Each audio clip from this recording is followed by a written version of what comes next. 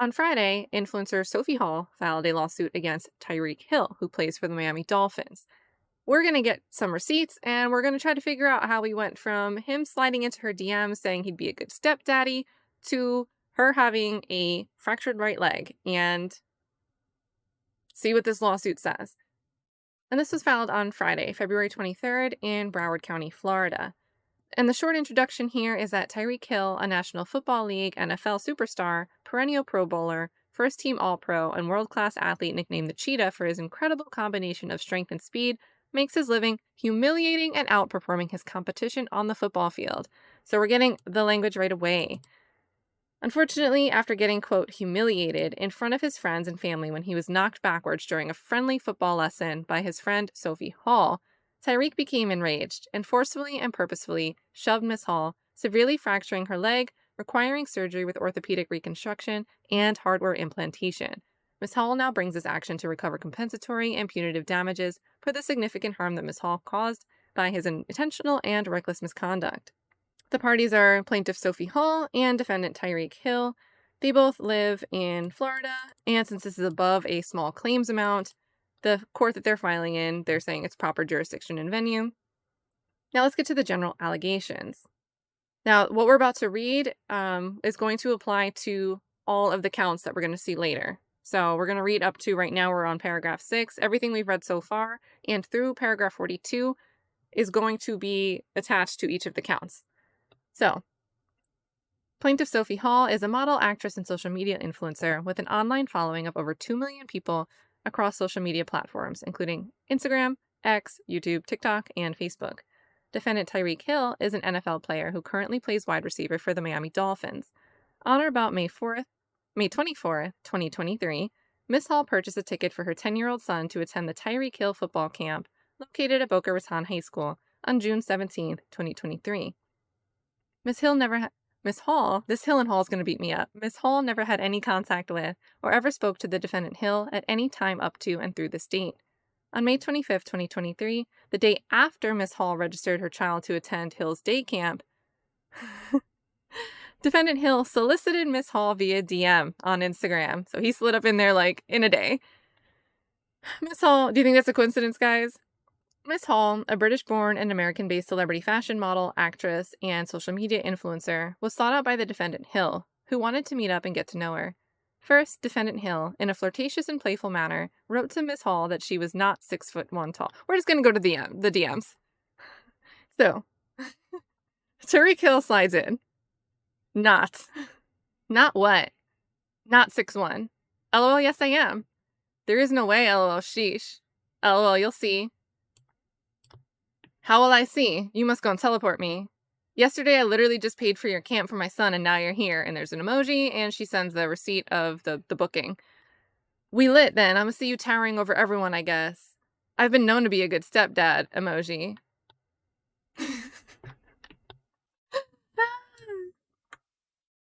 So, defendant Hill and Miss Hall continued their direct messaging through Instagram when Hill asked Miss Hall to, quote, come a day early so me and my mom can hang. Or me and mom can hang. So he's calling her mom, because he already did the stepdad line, prior to the youth football camp. Subsequently, defendant Hill gave Miss Hall his cell number so she could reach out to him directly. After Miss Hall's son attended Hill's football camp, he asked Miss Hall to come back and visit him at his house. Then we get to B. Hill reconnects with Miss Hall at his Southwest Ranches mansion. So we kind of just end there. Do we just ask, or do we actually take up that offer? We just kind of jump to B and move forward to June 28th. So, prior to June 28th, 2023, the defendant Tyreek Hill reached out to the plaintiff Sophie Hall and invited her to come visit and stay with him at his Southwest Ranches mansion located at 16755 Berkshire Court. Defendant Tyreek Hill purchased flight and travel arrangements, so she getting flued out, for Miss Hall to come and spend several days with him at his home.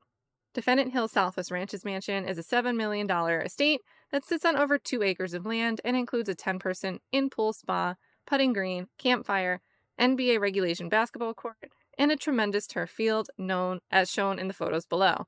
So, not that visible there, but We can get a decent look there. I'm sure it's like up on, there's a listing photo somewhere because we see the MLS here. So maybe you can still see the listing photos. If you want to look at that more, just look up the address. And there's another one that looks kind of like a fun place to hang out, even though it's in black and white, it still looks really nice.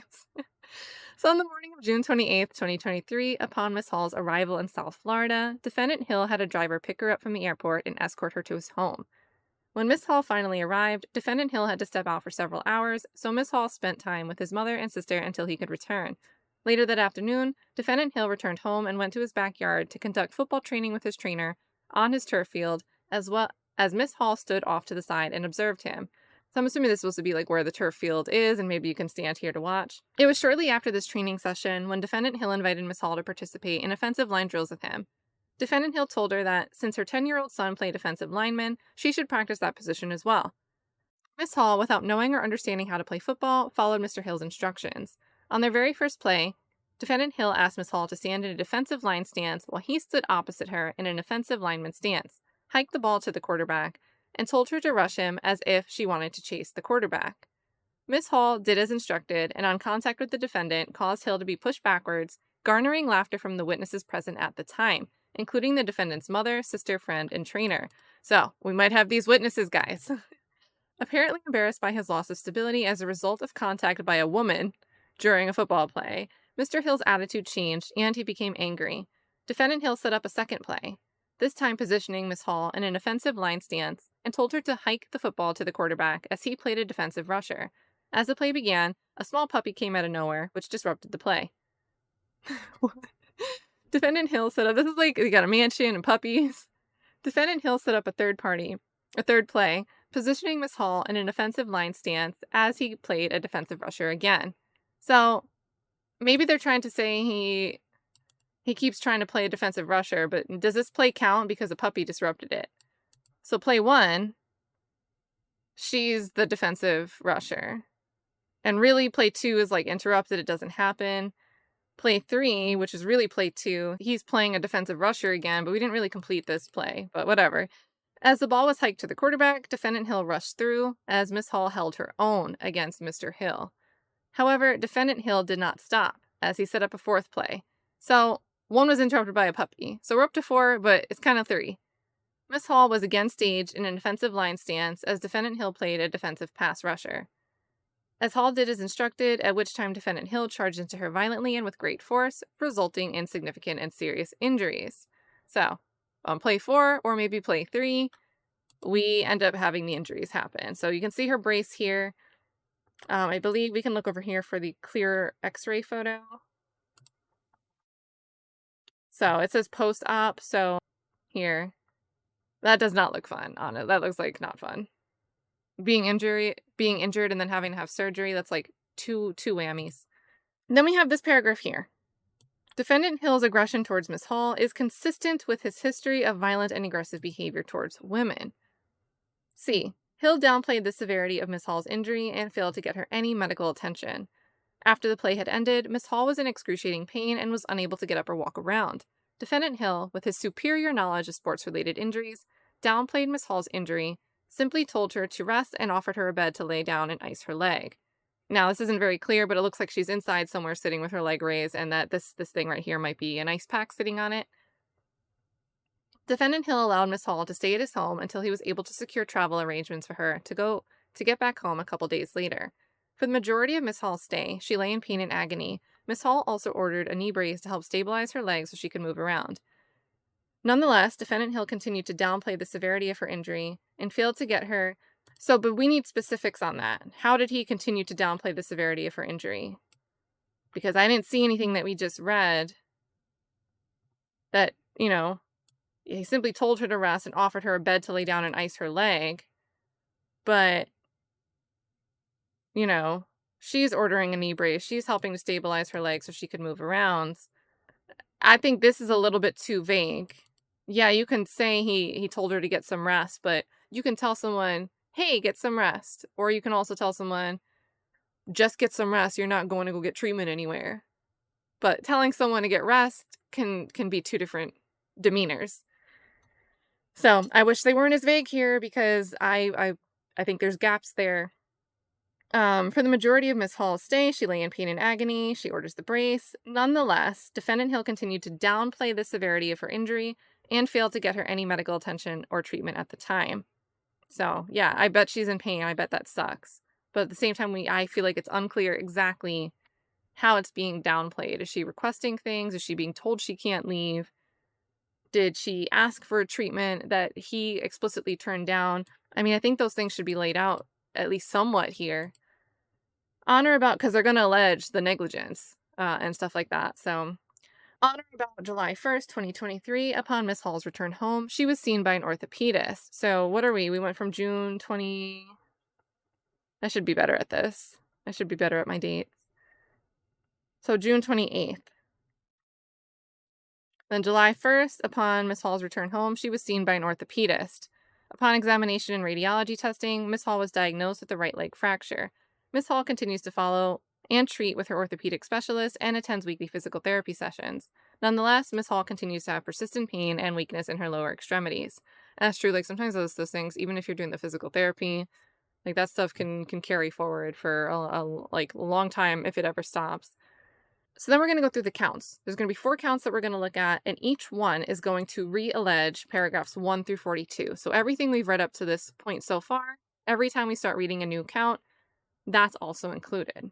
I'm going to mostly summarize the language that is involved with each count, because each count they're going to have to add something, a further allegation, and that allegation is going to have to address the criteria of that count. So for battery, we need them to say here, to further allege that TYREEK Hill willfully and maliciously attacked Sophie Hall. TYREEK Hill intentionally and violently struck the plaintiff Sophie Hall with the intent to cause a harmful and offensive contact. The plaintiff suffered harmful and offensive contact as a result of the conduct, which was never consented to by the plaintiff.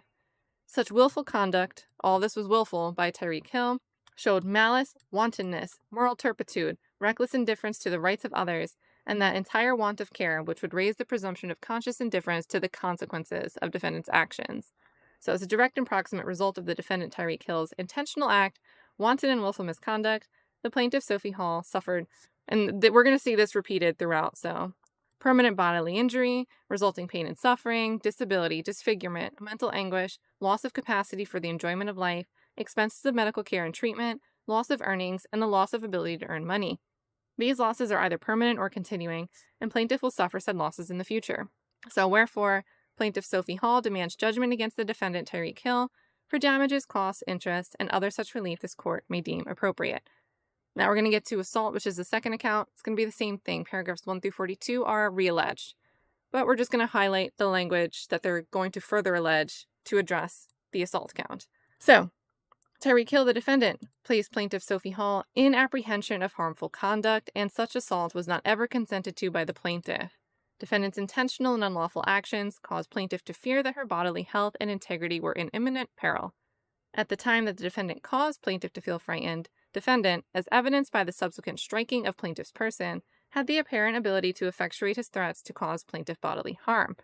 Such willful conduct by defendant showed malice, wantonness, moral turpitude, reckless indifference to the rights of others, and that entire want of care which would raise the presumption of conscious indifference to the consequences of defendant's actions. So, direct and proximate cause, they're saying he caused it, he made her fear that her bodily health and integrity were in imminent peril. And then as a direct and proximate result, she suffered the permanent bodily injury, loss of capacity, suffering, mental anguish.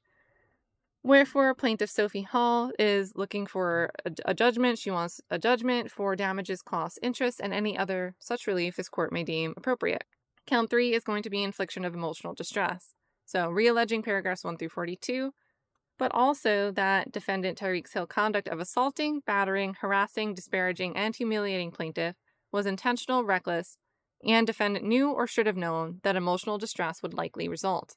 Defendant's actions of striking and or threatening plaintiff's person with physical violence went beyond all reasonable bounds of decency, and defendant's actions are to be regarded as outrageous, odious, and utterly intolerable in civilized community. Defendant knew or should have known that his actions of threatening to strike, attacking, and pushing plaintiff's person, and his actual striking and or pushing and or attacking of plaintiff's person with his hands would cause plaintiff to suffer severe emotional distress. Now, should have known that his actions of threatening to strike attacking, and pushing. So there's an and here. So they're saying this is they're alleging further that he did threaten to strike her. But we didn't have that laid out in up through paragraph 42. We didn't have that anywhere. Unless they're trying to say, hey, stand there while we run this play is a threat. We don't have that allegation, that factual allegation made in this complaint that there was an outward threat. What was the statement? What was said? What was the threat? So there's some things there where I'm just like, maybe it's just the way the attorney's putting this together. Maybe they should have just been more detailed, more specific through the factual allegations, but they will allege further details than what we're reading so far. I don't know. So he should have known that all of this would have caused severe emotional distress for Sophie. And then that the actions his conduct did in fact directly and proximately cause plaintiff severe emotional distress. If we fast forward to negligence here, same thing, re-alleging 1 through 42. And then also that TYREEK Hill, at all times material here too, had a duty to act and use reasonable care when he engaged in sports-related activities with plaintiff Sophie Hall. As described in the incorporated paragraphs, defendant TYREEK Hill breached said duty to plaintiff Sophie Hall when he maliciously and violently attacked plaintiff. Said acts and conduct of the defendant TYREEK Hill was a deviation from his duty to act and use reasonable care when he engaged in sports-related activities with plaintiff Sophie Hall, under the same or similar circumstances, and he was thereby negligent, careless, and in violation of the duty he owed the plaintiff herein. The defendant's conduct described in the incorporated paragraphs directly and proximately caused permanent bodily injury and resulting pain and suffering. As a direct and proximate result, we have all those things again, and we're looking for a judgment to costs, relief, damages, interest, anything else. And plaintiff is demanding a jury trial. And if we look here, if we pull him up really quick, this is Jonathan Gdansky. Maybe the G is silent, maybe it's Dansky. But he specializes in catastrophic personal injury, tobacco, and product liability cases. He calls himself a high-level litigation strategist, case manager, and trial lawyer, and has obtained verdicts totaling in excess of $350 million and collected judgments in excess of $130 million. So I think he came into play. I think he came to run some plays. He's on offense right now. And then I've got a few thoughts. You guys heard me say I would like a little bit more detail to make some of this stuff match up. Where were the actual verbal threats? Are we just supposed to presume that him saying, hey, we should run some plays and you should stand there and I'm going to stand here and I'm going to come at you in this play? Are we supposed to just assume that that type of dialogue is also threatening now?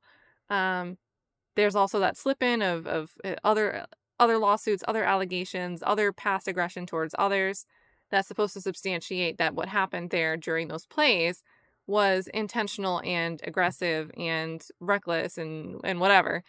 But we do have 4 people mentioned that were standing there that supposedly saw this aggression as a result of what felt like humiliation for TYREEK Hill. And it's not unheard of that somebody gets humiliated and acts and reacts in really egregious ways. I don't want to directly compare one case with the facts of another case, but it is something that happens. And really my last takeaway would be, he currently has 2 women filing legal proceedings against him demanding child support. Somehow we got here in this case. We've got these receipts where, slid up in the DMs, been known to be a good stepdaddy. And now he's got this lawsuit from Sophie Hall on the table. He's got other people pushing to get a legal proceeding moving so they can obtain child support from him. It's a good time to remember that anything you can send out in a DM could become a receipt one day. But other than that, what are your thoughts on anything that's involved here or even outside of this discussion? Drop a comment letting me know, say what's up, and take care until next time we talk about something.